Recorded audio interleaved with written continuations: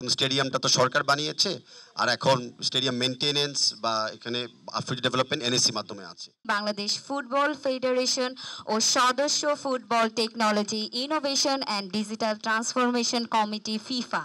আজকে যারা ইতিথিবৃন্দ আছেন, বিশেষ করে আমাদের যুব ক্রীড়া উপদেষ্টা আসিফ মোহাম্মদ সজীব ভুইয়া, সবাইকে আসসালামু আলাইকুম। আজকে খুবই একটা মাইল ফলক দিন বাংলাদেশের ফুটবল এবং বাংলাদেশের ক্রীড়ার যোগে। আজকে যে জায়গায় আমরা দাঁড়িয়ে আছি, আজকে এই রেজাল্ট আমরা পেতাম না যদি তিনটি সংস্থা একসাথে যৌথ কাজ না করতো, যেখানে আছে বাংলাদেশ সরকার, বাংলাদেশ ন্যাশনাল স্পোর্টস কাউন্সিল এবং বাংলাদেশ ফুটবল ফেডারেশন। আজকে দেখেন যে মাঠটা ঠিক করেছে বাংলাদেশ ফুটবল ফেডারেশন, কিন্তু স্টেডিয়ামটা তো সরকার বানিয়েছে, আর এখন স্টেডিয়াম মেইনটেনেন্স বা এখানে আফ্রিদি ডেভেলপমেন্ট এনএসসি মাধ্যমে আছে। তো বিগত দিনগুলোতে এই ল্যাক অফ কোঅর্ডিনেশনের জন্যই কিন্তু আমাদের ক্রীড়ার অবকাঠামো আগেতে পারে নাই। এখন থেকে আমরা নিজেকে নিয়ে কমিট করতেছি যে সেই দিন আমাদের পিছু রয়ে গেছে।